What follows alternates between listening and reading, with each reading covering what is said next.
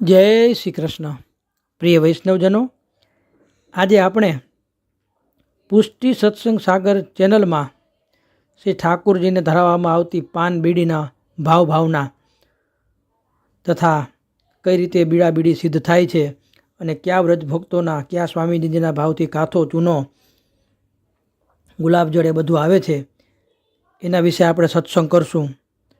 એ પહેલાં જો આપે પુષ્ટિ સત્સંગ સાગર ચેનલને સબસ્ક્રાઈબ ન કરી હોય તો સબસ્ક્રાઈબ કરો તથા અન્ય વૈષ્ણવ મિત્રોને શેર કરો, જેથી કરીને સત્સંગના નવા વિડીયોઝ તેમને સુધી પણ પહોંચી શકે.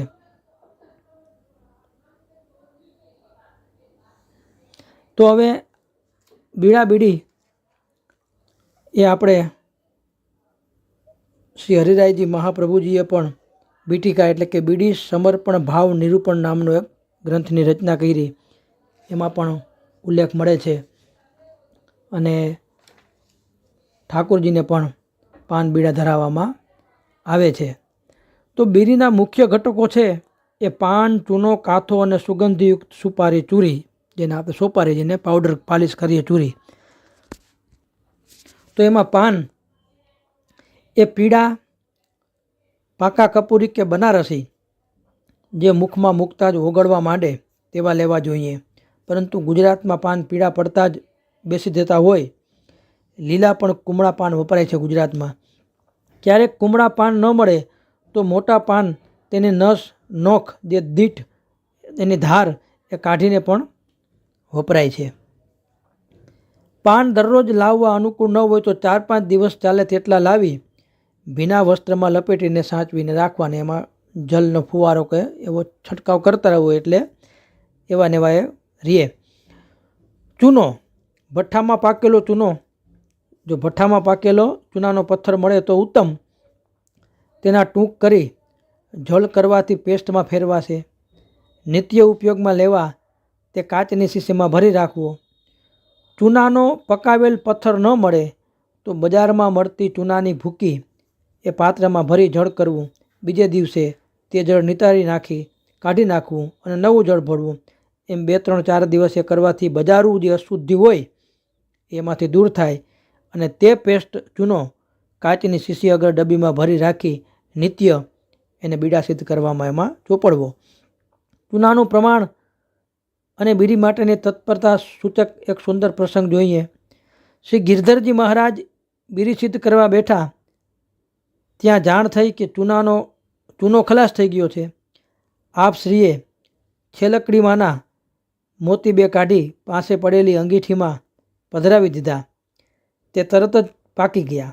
તેની પેસ્ટ કરી ચૂનાની અવેજીમાં પાન પધરાવી પ્રભુ સુખાગળ ગજમોતીના ન્યોછાવરની સી વિસાદ છે. આ રીતે પણ એને પાનમાં ચૂનાનો ઉપયોગ કરેલ છે. કાથો એટલે કે ખેરસાર. લૌકિકમાં ટીકડી કાથો ઉત્તમ લેખાય છે, પણ તે વિશુદ્ધ હોતો નથી. તેથી ખેરના વૃક્ષનો ચોલસો આકારનો પથ્થર જેવો કઠણ બજારમાં મળતો કાથો લઈ તેને ખાંડી દળી ચાળી એને પાવડર થઈ જાય એટલે શીશીમાં યા ડબ્બીમાં ભરી રાખીને નિત્ય એ ઉપયોગમાં લેવો. કેવડાની સિઝનમાં તેવો કાથો કેવડાના પાનમાં ભરી વીંટળવાથી 10 દિવસ રાખવાથી સુગંધીધાર કેવડા કાથો પણ તૈયાર થઈ જાય છે. તો એને કેવડાની સુગંધ એમાં સ્મેલ બેસી જાય. ચૂરી એટલે સોપારી. નવી મેંગલોરી મોટી સોપારીને ખાંડી દળી કણદાર ભૂકો એટલે કે ચૂરી બનાવવી. બજારમાં મળતી ચૂરી ભીંજાવેલી કપાતી હોવાથી જે સોપારી લોકો પલાળીને તો આપણે ઉપયોગમાં નથી લેવાતો. ભૂકો હોય તેમાં અનેક અશુદ્ધિ હોય. ચૂરીને સ્વાદિષ્ટ સુગંધી બનાવવા દર 500 ગ્રામ ચૂરીમાં 50 ગ્રામ જેઠી મધ, જાયફળ, જાવંત્રી, એલચી દાણા, લવિંગ, તજ, આમળા, કપૂર, કાચલી, બરાસ પ્રત્યેક 10 ગ્રામનું ચૂર્ણ મેળવી કેવડા અગર ગુલાબના અત્તરયુક્ત બનાવી તે શીશેમાં ભરી રાખી નિત્ય એને બીડા સિદ્ધ કરવામાં વાપરવું. તો આ રીતે બીડી વાળવા માટે અડદિયાની નસ તરફની ધાર ડાબા હાથ તરફ રહે તે રીતે પકડીને ચૂરી ઢંકાય છે. તે પ્રમાણે અડદિયાનો ત્રીજો ભાગ અહીંયા આકૃતિ પણ આપણે છે. તો એ રીતે બીડા વાળતા બહુ સહેલા છે. તો પ્રભુ આપણા યુગલ સ્વરૂપે બિરાજતા હોવાથી ભાવના હોય પ્રત્યેક ભોગ પછી કટોરીમાં 2+2 4 બીડી શંકુનો પાયો નીચે તરફ રહે તેમ ગોઠવી કટોરી પડઘા પર ધરાય અને ગવાય છે કે લીજે બીરી પરમ ઉદાર, લાઈ સ્વચ્છ સમાર મનોહર, અતિ સુગંધ શીતળતા ડાર, નિરખ નિરખ છબી મન આનંદે, લીની સુહસ્ત પસાર, સૂર નિરખ આનંદ તન મન ધન વારત મુક્તાહાર. સામાન્યતઃ મંદિરમાં વિશેષ કરીને નિધિ સ્વરૂપો બિરાજતા હોય ત્યાં પ્રભુને બીડા અંગીકાર કરાવતા હોય છે. ત્યાં ખાખરા અગર બદામના લીલા પાન ન મળે તો કરવાવેલા સૂકા પાનના શંકુ આકારના પડા વાળી પડો ખુલી ન જાય તે માટે વાંસની સળી ખોસાય. આપણે ક્યાંક જઈએ તો આપણે બીડા આપે તો આ રીતે અંદર બીડા હોય. પ્રત્યેક પડામાં સિદ્ધ કરેલ 8 આખા પાન અલગ અલગ પડીકીમાં જુદો ચૂનો તથા કાથાની ગોળી રાખવામાં આવે. તુરી તથા લવિંગ એક પાનનો શંકુ બનાવી તેમાં મુકાય. પ્રત્યેક ભોગ સમયે પ્રભુને આવા 2 બીડા ધરાય. સામગ્રી વિશેષ ધરાતી હોય તો બીડા વિશેષ પણ ધરવામાં આવે. કાશીવાળા શેઠ પુરુષોત્તમદાસને ત્યાં 52 બીડાનો ક્રમ હતો. ભોગ સૂક્ષ્મ હોય કે વિશેષ હોય, ભોગ પછી બીરી અગર બીડા પ્રભુને એના વગર આનંદ આવતો નથી. તો એની ભાવના જોઈએ આપણે, ભાવના. તો પાકા પાન છે, પાન એ સ્નેહનું સ્વરૂપ છે. નંદાલયમાં શ્રી યશોદાજીના ભાવથી અને નિકુંજમાં શ્રી સ્વામિનીજીના અધરામૃતના ભાવથી પ્રભુ બીડી આરોગે છે. કાથો છે એ શ્રી કિશોરીજીના ભાવથી આવે છે. એમાં શ્રી વૃષભાનજીના ગૃહમાં કિશોરીજી તરીકે અને નિકુંજમાં શ્રી ઠાકોરજી સાથે હોય ત્યારે શ્રી સ્વામિનીજી તરીકે ઓળખાય છે.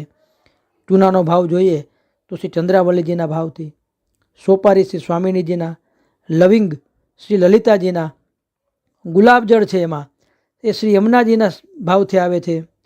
એલચી ગોપીજનોના તથા જાયફળ, બરાસ વગેરે સુગંધી વિવિધ વ્રજભક્તોના મકરંદના ભાવથી છે. વસ્ત્રોથી પાનને શુદ્ધ કરી ઢાંકી રાખવામાં આવે. એ વસ્ત્ર એ શ્રી સ્વામિનીજીના સાડીના પલ્લવના ભાવથી છે. પાન ઘરમાં પાન મૂકવાની જે છાબો છે તે શ્રી સ્વામિનીજી અને શ્રી યમુનાજી મહારાણીજીના હૃદય છે. પાન ઘરિયા શ્રી સ્વામિનીજીના ભાવરૂપ અને પરિચારિકો જે બધા પરિચારકો હોય એ વ્રજભક્તોના ભાવરૂપ છે. તો આ રીતે પાન બીડા અને અંદર વપરાતા બીરી ગુલાબજળની આ રીતે વ્રજભક્તોના એ બધા ભાવરૂપ છે. અને શ્રી હરિરાયજી મહાપ્રભુજી એ બીટિકા બીડી સમર્પણ ભાવ નિરૂપણમાં શ્રી રાજભોગ પછી શ્રી ઠાકોરજીને જે બીડી સમર્પવામાં આવે છે તે બીડીના મધ્યમાં સોપારીનો ચૂનો ખુશ્બુદાર ખેરસારની ગોળી અંદર રાખી તેના ઉપર લવિંગની કીલ મારવામાં આવે છે અને તે ઉપર તે પાનનો સંપુટ કરી 2 બીડી કરવામાં આવે. તેનો આશય છે, શ્લોક છે, ભગવાન સર્વદા, ભગવાન રસાત્મક રસરૂપ હોવાથી અન્યપૂર્વા અને અનન્યપૂર્વા આવા 2 મુખ્ય સ્વામિનીજી સહિત સદા સર્વદા બિરાજે છે. ભોજનાદિક પણ તેના વિના કરતા નથી. માટે જ આપણા પ્રભુના આદિક પણ તેના વિના કરતા નથી ને આપણા પ્રભુ પણ એના વિના ભોજન કરતા નથી. માટે જ આપણા પ્રભુના સંબંધમાં નૈવેદ્ય સ્તોત્રમાં કહેવામાં આવ્યું છે કે હે ગોપવધૂના પતિનામ પ્રાણ પ્રિયા, આપ નૈવેદ્યનો ત્યાગ કરો નહીં, કારણ કે તમારા મુખારવિંદી ખુશ્બુદાર બનેલ ભોજનને પ્રિય અધિક રીતે આરોગે છે. 7મા શ્લોકમાં હે પ્રભુ, શ્રી રાધાજીના અધરામૃતનું પાન કરનારને બીજું શું મધુર લાગે? આપને જે નિવેદન કરવાનું હોય તે શ્રી સ્વામિનીજી સિવાય અન્યના સંબંધવાળું જ ન હોઈ શકે.